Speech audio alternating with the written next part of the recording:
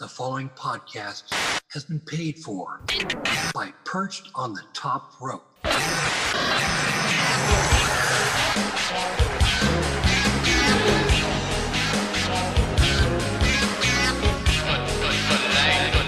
Lee Walker here with the All-American, the Total Package, the Narcissist, former Wolfpack member, former Four Horsemen member, former Dungeon of Doom member even. Was I? Yes. Oh my gosh, Lee. Lex Luger. Lex, how you doing today? I'm doing great, Lee. Great Awesome. to be with you. Great to be with you too.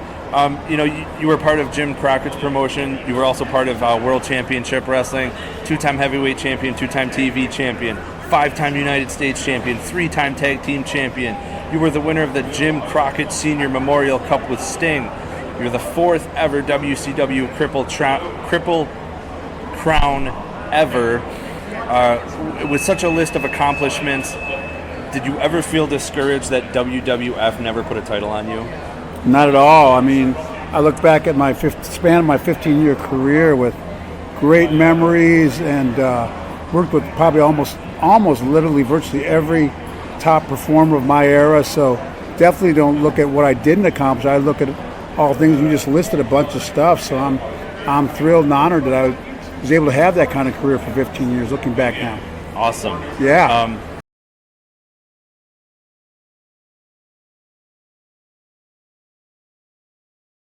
As I stated in the beginning, you were part of such amazing stables, from the Four Horsemen, the Dungeon of Doom, the NWO Wolfpack. Is there any that stood out more that you favorited? And if so, why would that be?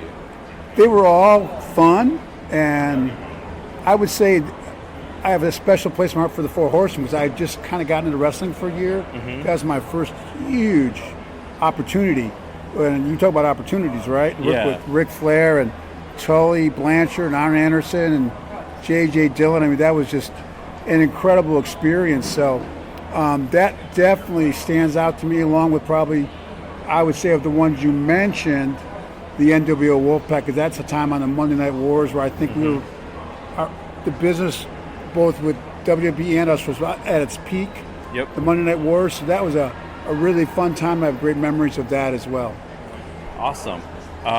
Did you enjoy, when you left WCW, did you enjoy, for the short time that you were a part of it, being part of the World Body Federation, Vince McMahon's bodybuilding company?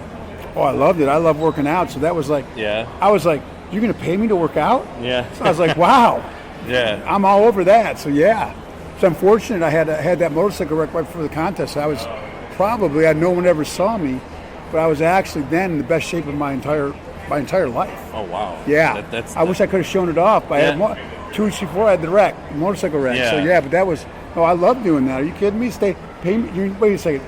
You're going to wrestle. We're traveling all the time, right? So you're going to, let me get this right. You're going to pay me to stay at home and work out at the gym?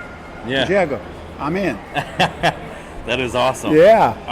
Who came up with the character being the Narcissist Lex Luger in the WWF, and did you, again, enjoy that character?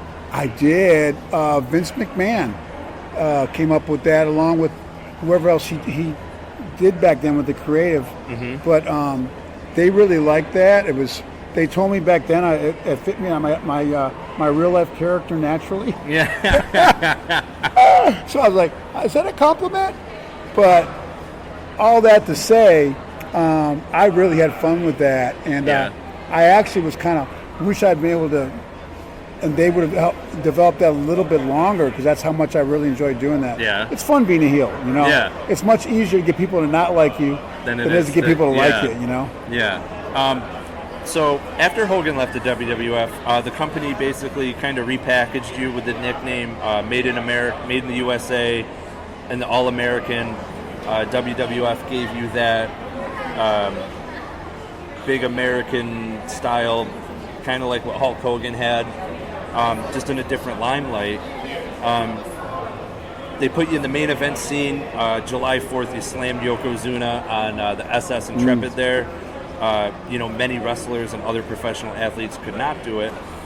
Did you feel the WWF didn't capitalize on that, with that, by having you win by DQ and not winning the title? I never felt that at the time because I didn't know where they were going to go from there. I felt like the USS Intrepid, the setup was fabulous. Yeah. The tour was very successful as far as the bus tour. Meeting the fans all over the country, the signings where there was lines. I mean, it was they did that very well. And so as far as the actual SummerSlam, I didn't know where they're going to go with that. Or what, they always said I'd probably have a rematch at WrestleMania the following year. And if they ever were, I was never promised, contrary to people asking me all the time, I was never promised the title. So, but they were thinking about a rematch. And at WrestleMania 10, Vince thought if he was ever going to do a title switch with Yokozuna, that'd be a great place to do it. Because obviously the Madison Square Garden is a very special place. Yeah, especially for so at the time, no, I never thought like, wow, they blew that. No, that didn't cross my mind. It might have crossed other people's minds, but not mine. All right. Yeah. How jealous was everyone that you had your own tour bus? I wasn't around the guys much that whole summer, so that's a pretty good question for those guys. I was enjoying it though. All right. Yeah. Tatanka, I interviewed him, and he told me he absolutely loved you as a tag team partner. Loved it even better when he made his heel turn. You being the All-American, him being the Native American. Did you enjoy that feud, and was there any real-life controversy by doing that? No, there was no controversy, and I really enjoyed working with him. Awesome. Yeah, it was great. I'm going to let stop. You won your first heavyweight championship in WCW against Barry Windham due to the title being vacant when Flair took it to WWF. And an unfortunate event happened where you already fulfilled your dates in your contract with WCW. So you basically kind of sat out most of your championship run there. The first time around, did WCW attempt to renegotiate your contract to try and get you back on TV and defending the title, or did they just say, yeah, go ahead, sit it? And did you actually enjoy the time off also? Well, I never didn't enjoy time off. I loved wrestling, but obviously our travel schedule was rigorous, so time off was always a special thing because I had a family, a wife and 2 kids at home. As far as I had already, at that point behind the scenes, was already leaving.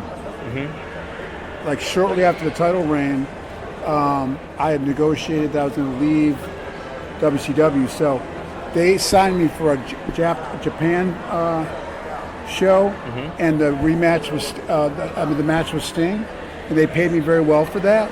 But my contract, that's what I was contacted through. Does that make sense? Yeah. So I was basically already my contract was up in like February.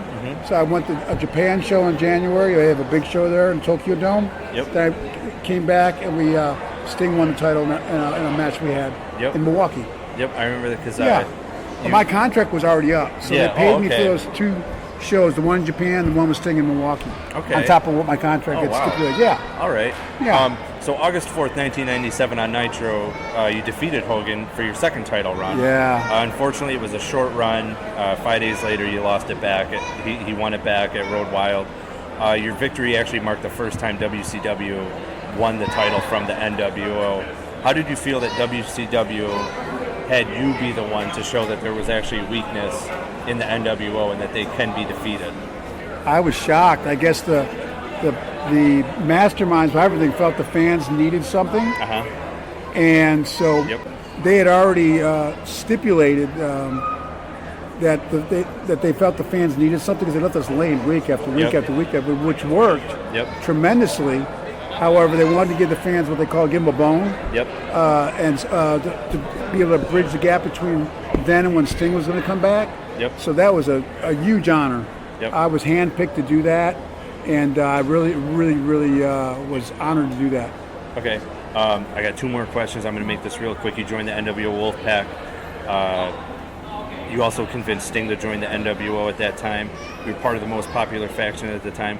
How does it feel to be part of Pro WrestleFest March 2nd at the Mohegan Sun in Connecticut, where they're holding the largest NWO reunion? That's going to be great. I'm really looking forward to that March 2nd, for sure. It was a great group to be a part of.